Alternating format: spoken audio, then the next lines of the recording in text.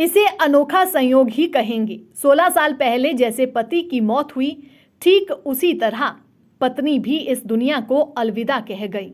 को pilot Anju Khatiwada promotion से महज एक कदम की दूरी पर थी, लेकिन कुछ ही सेकंड्स में उसकी जिंदगी की लीला समाप्त हो गई।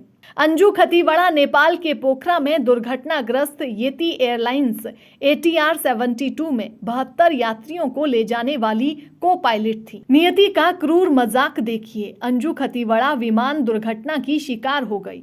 ठीक आज से 16 साल पहले उसके पति दीपक पोखरेल की भी विमान हादसे में मौत हो गई थी। अंजू ने 16 साल पहले 21 जून 2006 को एक विमान दुर्घटना में अपने पति को खो दिया था।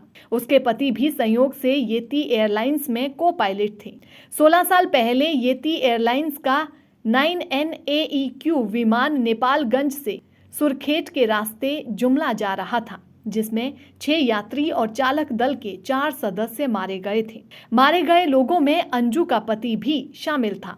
को पायलट अंजू इससे पहले नेपाल के तकरीबन सभी हवाई अड्डों पर सफलतापूर्वक विमानों की लैंडिंग करा चुकी थी। रविवार की सुबह पोखरा के लिए उड़ान भरते समय कैप्टन कमल केसी ने उन्हें मुख्य पायलट की सीट पर बिठाया था। सफल लैंडिंग के बाद अंजू को चीफ पायलट का लाइसेंस मिलने वाला था, लेकिन अपने लक्ष्य से महज 10 सेकंड की दूरी पर विमान हादसे की लपटों में न केवल उसके सपने बल्कि जीवन लीला भी भस्म हो गई। उस विमान में सवार कैप्टन के पास भी पायलटिंग का 35 साल का अनुभव था। कमल केसी ने अपने करियर में कई पायलटों को प्रशिक्षित किया था। उनके द्वारा प्रशिक्षित कई पायलट आज की तारीख में सफल पायलट के रूप में जाने जाते हैं। येती एयरलाइंस ATR 72 विमान को सीनियर कैप्टन कमल केसी चला रहे थे और अंजू विमान में को पायलट थी। ये विमान रविवार को पुराने घरेलू हवाई अड्डे और पोखरा अंतरराष्ट्रीय हवाई अड्डे के बीच बहने वाली